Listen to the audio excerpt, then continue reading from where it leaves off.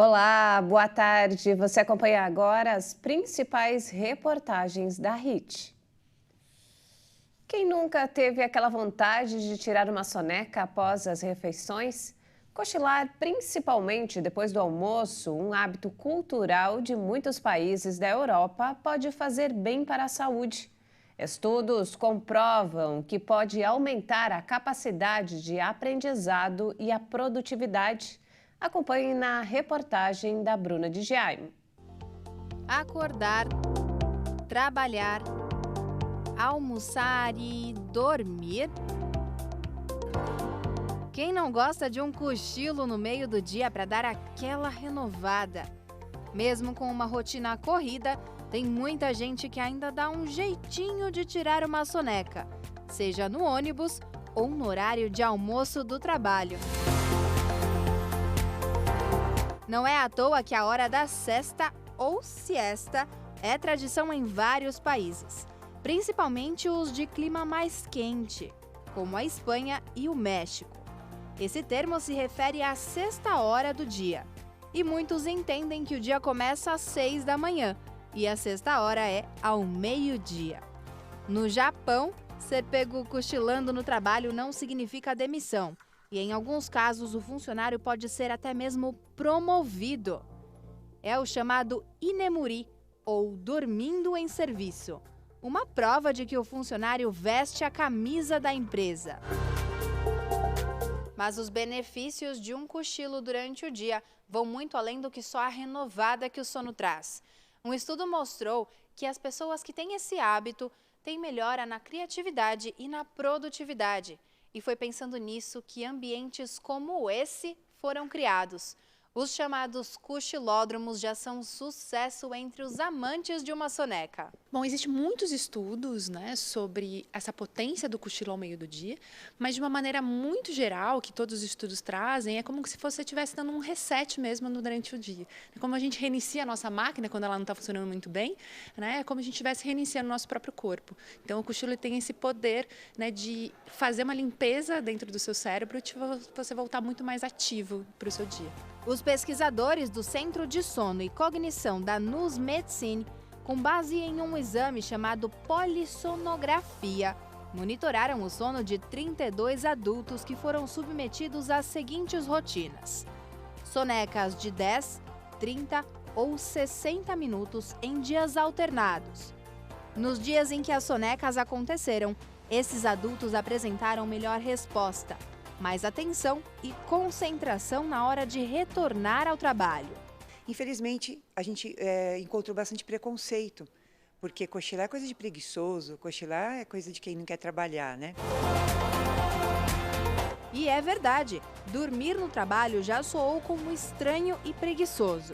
Mas atualmente muitas empresas passaram a aderir às cabines do sono, incorporando no dia a dia do funcionário uma rotina bem menos estressante. E elas são super aconchegantes e projetadas para te induzir ao sono.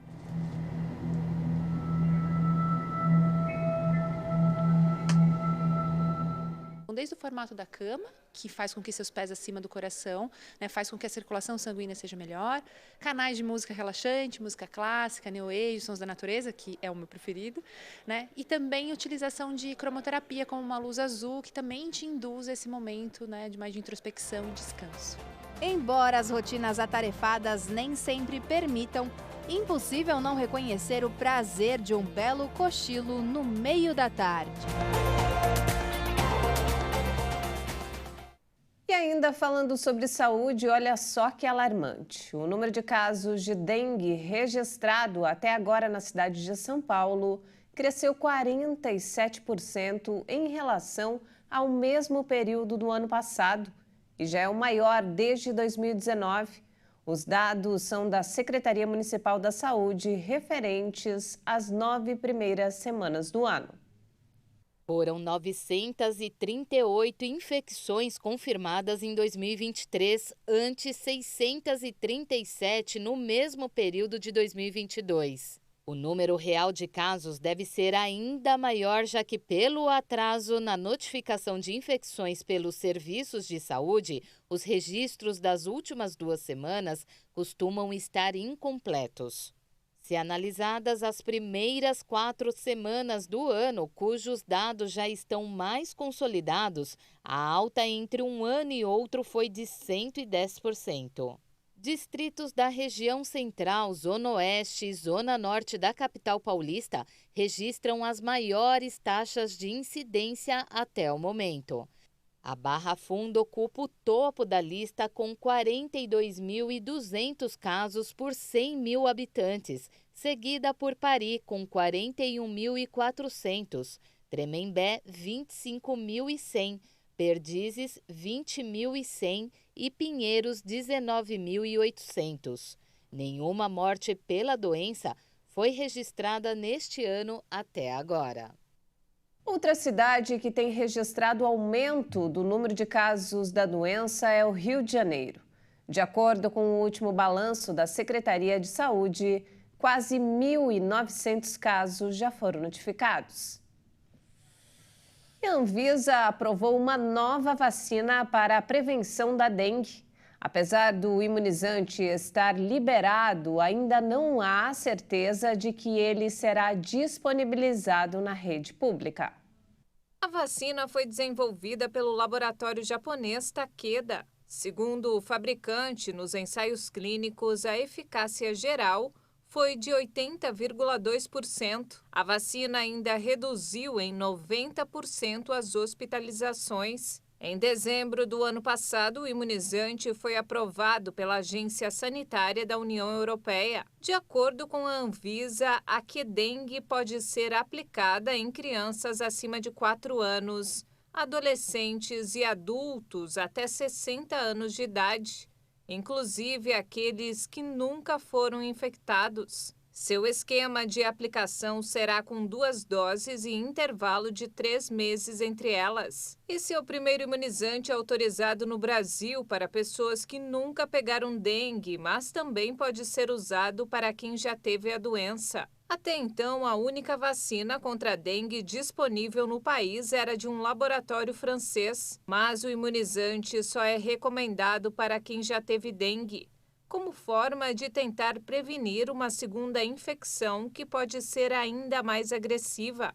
O Ministério da Saúde afirmou que tem interesse em incorporar ao SUS todas as vacinas que se mostrarem eficazes e seguras para proteger a população, mas antes é preciso uma análise da Conitec, o comitê que assessora o governo.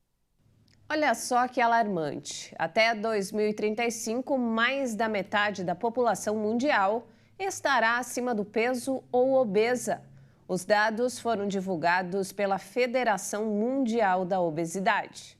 A previsão é de que 51% da população mundial, ou seja, mais de 4 bilhões de pessoas, tenham algum problema com excesso de peso em 2035. Dados do Atlas 2023 da Federação Mundial da Obesidade alertam para que medidas sejam tomadas para conter o problema. A principal preocupação está entre as crianças e em países de baixa renda, onde as taxas de obesidade estão aumentando de forma muito rápida. E muitas pessoas devem se perguntar como crianças que vivem em países onde o acesso à comida pode ser restrito sofrem com obesidade. A explicação está no alto consumo de alimentos industrializados, que fazem com que essas crianças não ganhem estatura, mas continuem ganhando peso.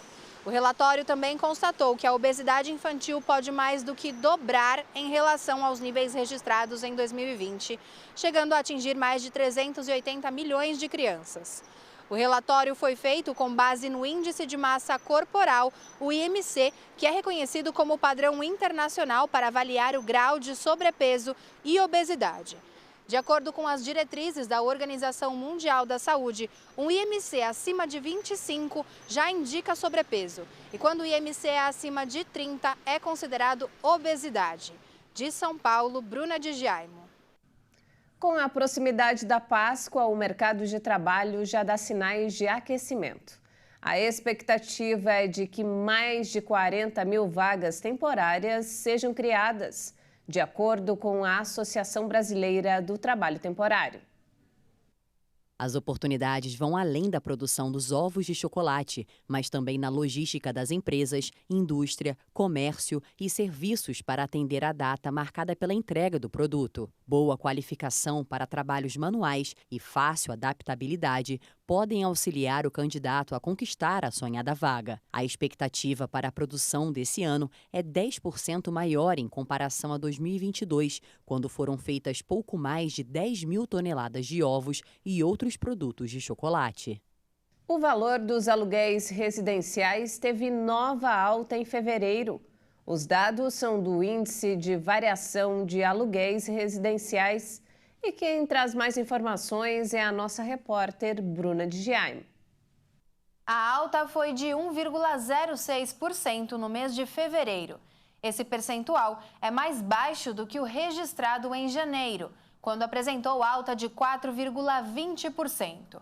Em 12 meses, o índice acumulou uma alta de 8,73%. Nos resultados das 4 capitais que fazem parte do índice, o aluguel em São Paulo registrou leve baixa, saindo dos 2,84% em janeiro para 2,10% em fevereiro. No Rio de Janeiro, o índice saiu de alta de 1,45% para elevação de 3,11% no período. Em Belo Horizonte, de alta de 0,72% para um aumento de 5,97%. E em Porto Alegre, de elevação de 10,15% para uma queda de 4,71%.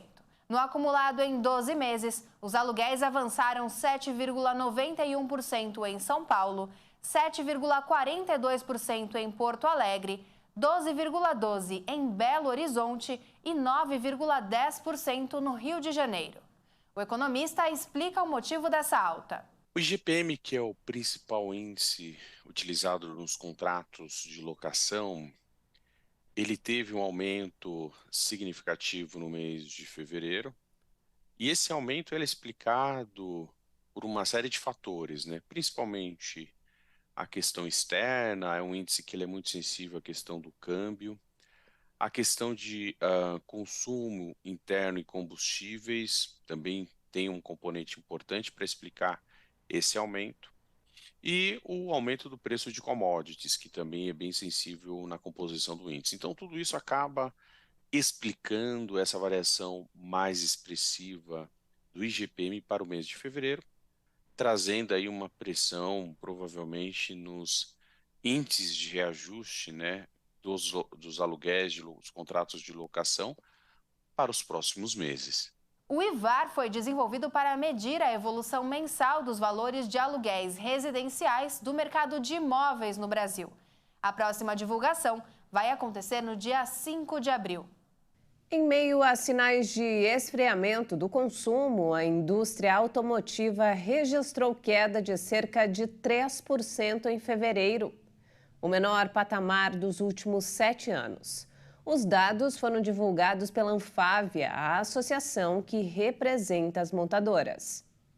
No total, pouco mais de 160 mil veículos foram montados no mês passado entre carros de passeio, utilitários leves, caminhões e ônibus. O volume representa uma queda de 2,9% na comparação com fevereiro do ano passado. Frente a janeiro, por outro lado, houve alta de 5,6%. Desde 2016, quando foram montados 144,3 mil veículos no mês, não se registrava produção tão baixa em fevereiro.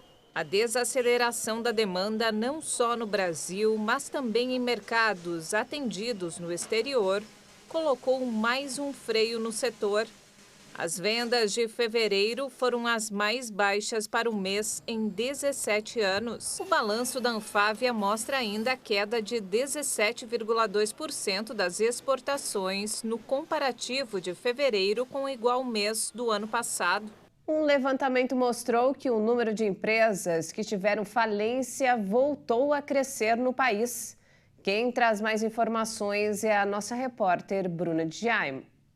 O levantamento da Serasa Experian apontou que apenas em janeiro de 2023, 72 pedidos de falência foram feitos à Justiça. Isso é cerca de 80% a mais do que o registrado em janeiro de 2021 e 56% maior do que o registrado em janeiro de 2022. A maioria das empresas é de micro e pequenos empreendedores e grande parte dos pedidos é de indústrias, com 37 pedidos em janeiro. O número de recuperações judiciais, ou seja, quando a empresa está muito endividada e aí faz um plano para pagar os credores, também aumentou. O mês de janeiro de 2023 apresentou alta de 37,3% em comparação com janeiro de 2022. Foram 92 solicitações de recuperação judicial e quase metade dessas solicitações é do setor de serviços, seguido por indústria e comércio. O setor primário registrou 6 pedidos em janeiro. Para os economistas, 2 fatores podem ter colaborado para que isso acontecesse. Um deles é a alta nos juros, o que dificulta o crédito às empresas. E o outro é o aumento na inadimplência. De São Paulo, Bruna de Giaimo. E no mês de março é comemorado o Dia Mundial da Oração, uma data especial para lembrar a importância de sempre ter esse momento com Deus, tanto na busca por orientações quanto para simplesmente agradecer. A repórter Bruna de Giaimo preparou uma reportagem especial sobre o poder da oração. Vamos conferir.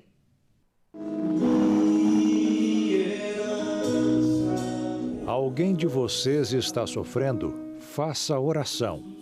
Alguém está alegre? Cante louvores. Tiago, capítulo 5, versículo 13.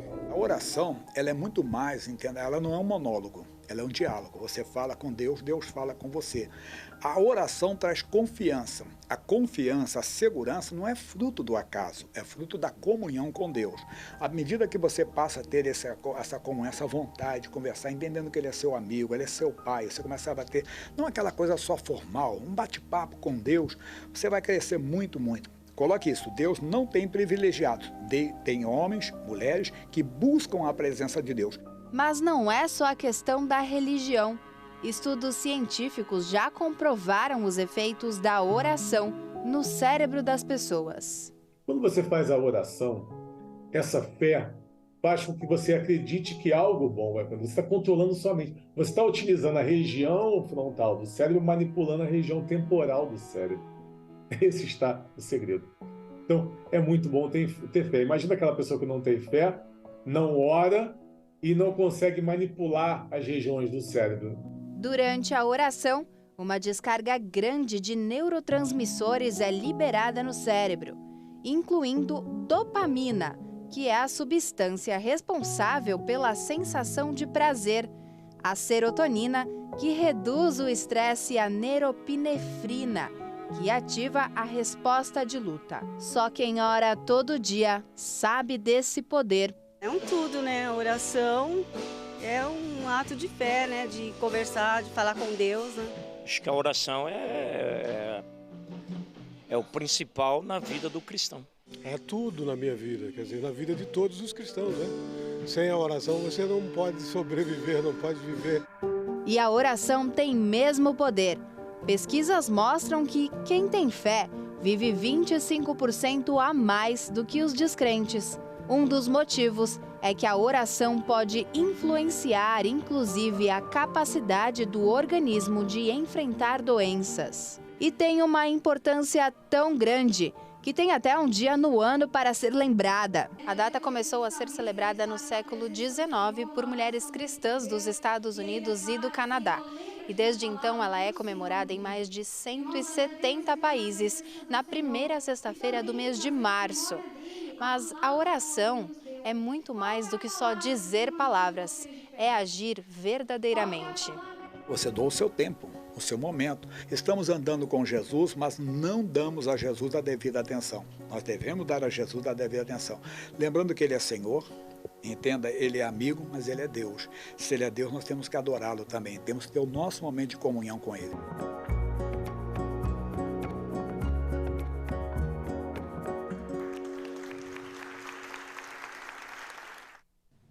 E veja a seguir, Diferença salarial entre homens e mulheres dispara no Brasil.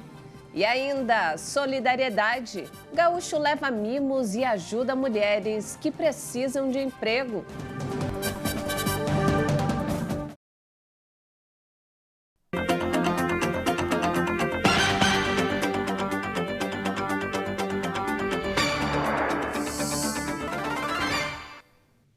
A crise social agravada pela pandemia levou milhares de mulheres para as ruas do Brasil. Marginalizadas, moradoras de rua de São Paulo revelam os desafios e riscos enfrentados no dia a dia. Nas ruas de São Paulo, sobreviver é mais do que um desafio. É horrível. Horrível demais. Esta é Josiane, apenas uma entre tantas mulheres que hoje habitam as ruas da capital. Ela conta que a cada dia escolhe um lugar diferente para dormir. E na bagagem, leva apenas o básico. Coberta é a escova de dente, né? Tá aí, né? Josiane mostra nas mãos as marcas da vida que deixou para trás quando veio a São Paulo em busca do parceiro. Eles contam que são de Rondônia, onde juntos trabalhavam na lavoura. Nós somos trabalhador, filho. Douglas revela que foi o vício em álcool que o trouxe até aqui para se internar em uma clínica de reabilitação. Quando saiu, lá estava a Josiane à espera dele, mas não tinham como voltar para casa. Além do pouco dinheiro, o casal ainda perdeu os documentos em uma das primeiras noites na cidade. No furto, até os sapatos dela foram levados. A cidade de São Paulo concentra 25% do total de pessoas em situação de rua no Brasil. Por aqui, 48 mil vivem assim. O maior patamar da série histórica, segundo dados do Cadastro Único. E apesar da maioria ser formada por homens, são as mulheres que relatam enfrentar os maiores riscos. Se não tomar muito cuidado, aí o pessoal judia. Josiane conta que quase foi vítima de um abuso sexual. Ele que não deixou, ainda bem que eu encontrei ele. E são várias as mulheres em situação de rua que relatam o mesmo. Furtos, roubos e agressões das mais diversas.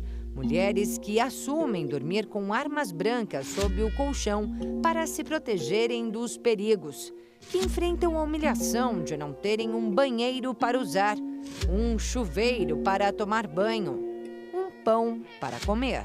A fome dói. Tô vendo que apesar dessa situação, você tem esperança. Tenho. E vou voltar embora. E ela ainda agradece pela vida. Tem que agradecer. Independente de qualquer coisa. É ele.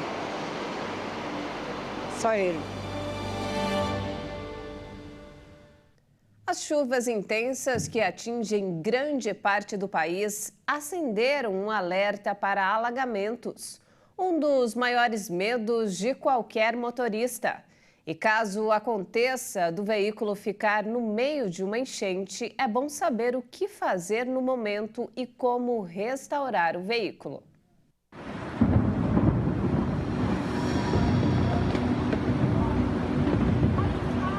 Se o céu fecha, o motorista fica tenso, especialmente em regiões onde alagamentos são recorrentes.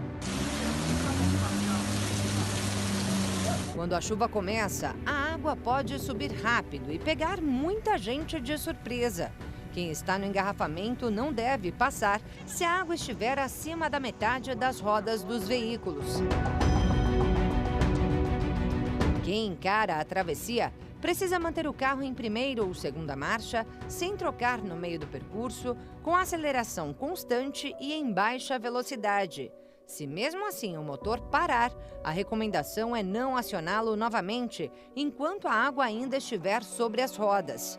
E caso o nível chegue na linha da porta, bombeiros alertam que é preciso abandonar o automóvel e buscar um abrigo.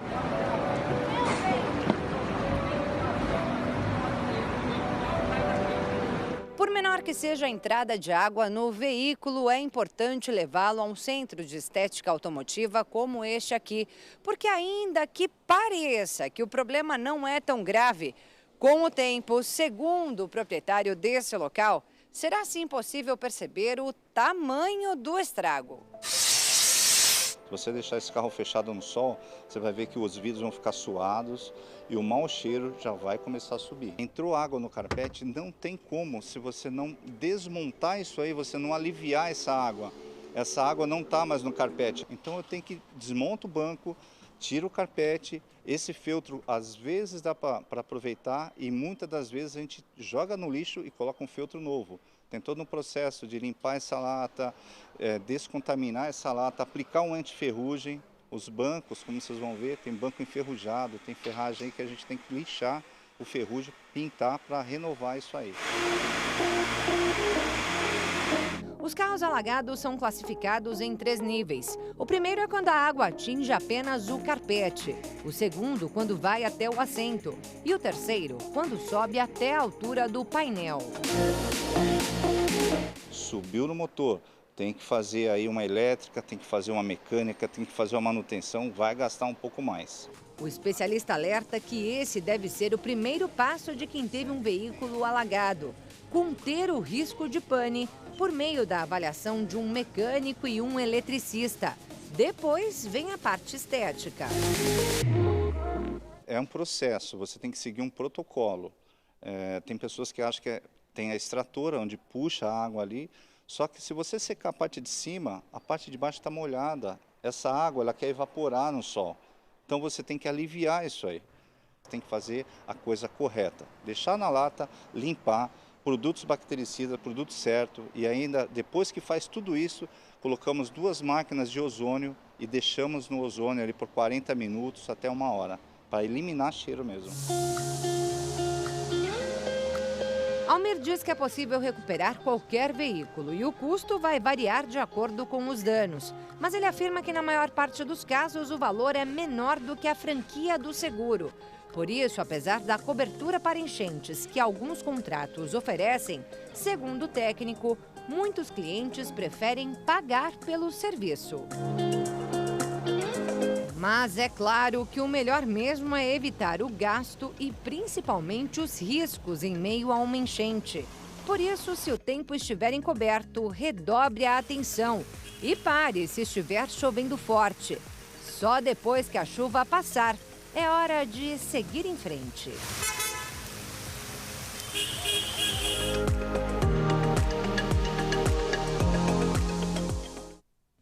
E olha só essa história. Um médico veterinário de Dourados, no Mato Grosso do Sul, teve uma surpresa quando voltou para casa depois de uma viagem de apenas 10 dias. Foi o tempo que um enxame de abelhas precisou para construir um abrigo. Você já pensou uma colmeia inteirinha para chamar de sua? O que antes parecia impossível mostrou-se real quando este médico veterinário voltou de viagem. No batente do quarto de visitas, as abelhas da espécie jataí, aquelas que não têm ferrão, se instalaram e sem cerimônia. Viajei de férias e quando eu voltei, olha o que eu encontrei. Umas abelhinhas simpáticas vieram morar no meu quarto. Fui arrumar aqui o fundo de casa e encontrei um canudinho na porta do fundo de um quarto. Aí eu vi que eram abelhas, né? Só que quando eu abri, eu vi o tamanho da colmeia. Isso que eu assustei, né? Pelo tamanho da casa que elas construíram em tão pouco tempo. Já que o Zusa foi escolhido pelas abelhas, ele resolveu então adotá-las. Mas elas serão transferidas assim que fizer sol para uma caixa apropriada, com toda a infraestrutura e comodidade que a nova família merece. A ideia é, elas vão ficar por aqui mesmo, né? Eu vou arrumar a casinha para elas e vai ficar por aqui mesmo. Já que elas decidiram morar aqui, elas vão continuar morando aqui mesmo. O carinho com as abelhas já foi estabelecido desde o início. Tanto que Zusa fez vídeos que foram publicados em redes sociais. A quantia de visualizações foi tão grande que rendeu inclusive fama para as abelhinhas. Eu fico vendo os outros vídeos e geralmente o pessoal tá lançando esses vídeos com curiosidade, né, tal, fatos inéditos, assim, daí eu achei interessante de gravar, né, quando eu gravei, só que eu não imaginava que ia ter tanta visualização, assim, esse vídeo. Este especialista em abelhas afirma que o inseto, mesmo sem ferrão, também é importante para o ecossistema, sendo inclusive capaz de polinizar, além de produzir um mel extremamente saboroso. O melhor mesmo é as pessoas conhecerem, verem que esses bichos não oferecem perigo e são extremamente úteis, né? Na polinização das plantas nativas, das plantas cultivadas comercialmente também. Quando você pensa em termos de polinização, o que vai determinar é o tamanho da abelha em relação à flor. Então, tem os tamanhos adequados para praticamente todos os tipos de flores. Olha só que bacana, pets mais estilosos com parte dos lucros das peças destinadas à causa animal. Essa é a proposta de uma empresa de semijoias que fica em Mato Grosso do Sul com o lançamento da coleção Focinho.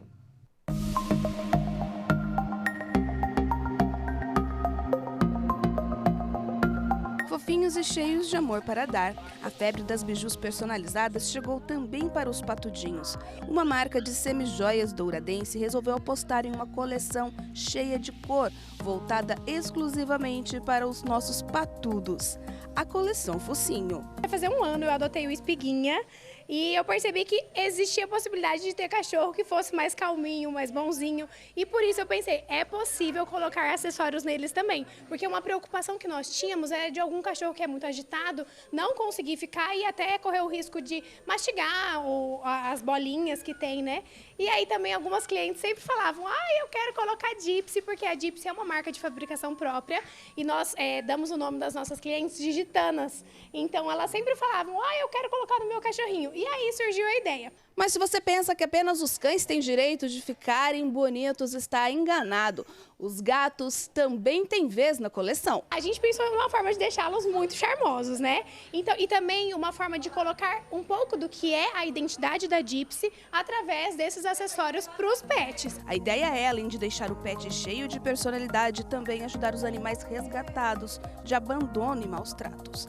A cada colar vendido, R$10 será revertido para a associação Abana Rabo de Dourados. Quando um empresário de nome na cidade faz um trabalho desse, uma ação dessa, um evento desse, que vai ajudar a causa animal, ele mostra para toda a sociedade que outra pessoa também pode colaborar, que outra pessoa também pode fazer um evento, que outra pessoa também pode arrecadar ou destinar alguma verba daquilo que ele arrecada por mês, por ano, ou daquilo que ele vende para uma causa, seja qual causa for, no caso a causa animal. A gente poderia resgatar muito mais animais, ter um espaço muito maior, com muito mais animais, um abrigo muito maior, se as pessoas colaborassem, se elas destinassem que fosse 1% daquilo que elas arrecadam, daquilo que elas ganham, destinasse para a causa animal, para o abrigo, no caso, né? Ainda no dia da ação foi realizada uma feira de adoção.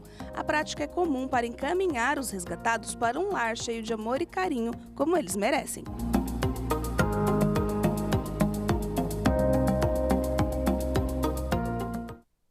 A iniciativa privada assumiu a gestão e expansão de todos os cemitérios de São Paulo. A nossa repórter Maria Clara Leite traz mais informações. Agora, 4 concessionárias são responsáveis pela gestão, manutenção e expansão dos 22 cemitérios públicos da capital e também do crematório Vila Alpina.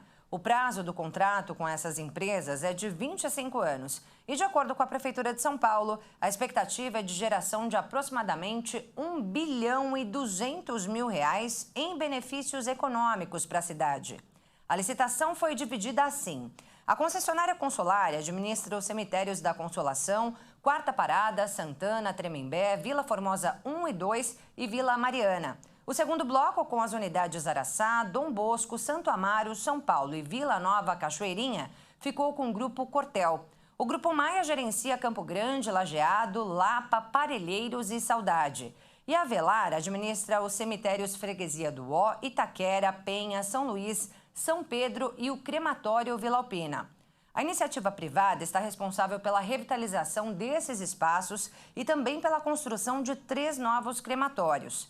É importante ressaltar que todas as gratuidades já garantidas pelas leis municipais permanecem e haverá redução de 25% no valor do funeral social, passando de R$ 755 para R$ 566. Olha só que alarmante a diferença de remuneração entre homens e mulheres, que vinha em tendência de queda até 2020, voltou a subir no país no fim de 2022. Os dados foram divulgados pelo IBGE. Segundo dados do IBGE, no fim de 2022, a diferença na remuneração de homens e mulheres chega a 22%.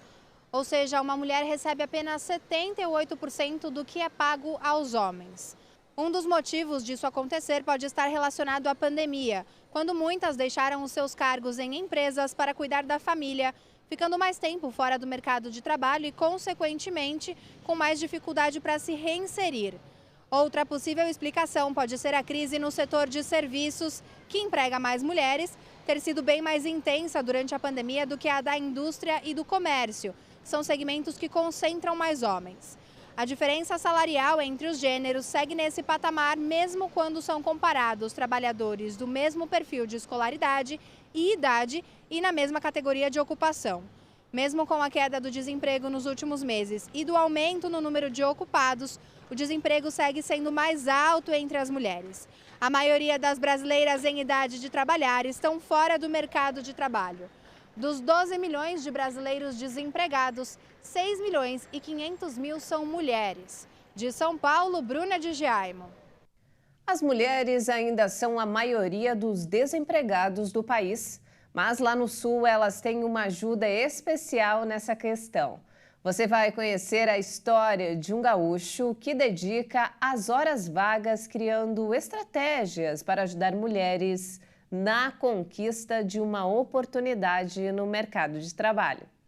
A bicicleta rosa chama a atenção por onde passa. A engenhoca, cheia de boas intenções, foi criada por este administrador gaúcho para celebrar o Dia Internacional da Mulher. É a bike delas, não somente para o Dia da Mulher, mas para todos os dias, porque todos os dias é o Dia da Mulher. A criação nasceu com um objetivo especial. Com a bike itinerante, o voluntário roda pela capital e região metropolitana do Rio Grande do Sul para ajudar mulheres que estão em busca de um trabalho. Entre os desempregados do país, as mulheres são maioria. Segundo dados da última pesquisa nacional por amostra de domicílios do IBGE, elas representam 54% dos 8 milhões e 600 mil brasileiros sem emprego. Elas deixam um currículo comigo. Eu arrecado esses currículos tudo de forma gratuita. Tiro cópias e saio distribuindo em empresas que estão contratando. Na bicicleta, Cacá ainda leva maquiagem, roupas e calçados que arrecada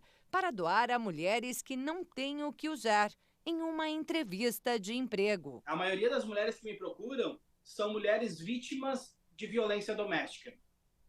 Saíram de casa com a roupa do corpo, foram morar na casa de uma amiga, de um parente, e eu tento de alguma forma, através desses trabalhos voluntários, ajudar essas guerreiras aí que estão em busca de dignidade. Dignidade que Cacá diz ter perdido no passado. Desempregado, morou nas ruas, passou fome, comeu comida do lixo, até conseguir uma nova oportunidade. E fui trabalhar numa agência de empregos. E foi ali onde tudo começou. Onde eu aprendi desde como elaborar um currículo, o que falar nas entrevistas de emprego, como se portar, se vestir nas entrevistas de emprego. E foi essa experiência que o administrador resolveu compartilhar, sempre com ações voluntárias bem criativas. Já fez o delivery de currículos, o varal do desempregado e até uma paródia com um álbum da Copa.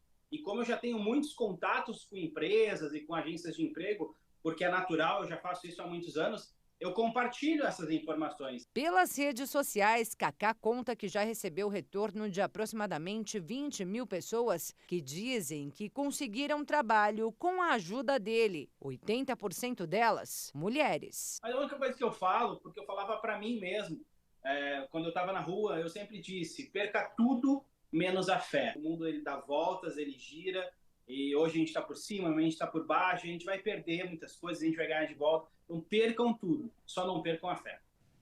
E não temos mais tempo, essa edição fica por aqui. Mais informações ao longo da nossa programação. E se quiser rever as nossas reportagens, é só acessar no canal HIT Notícias no YouTube. Obrigado pela companhia e ótimo domingo para você. Até mais!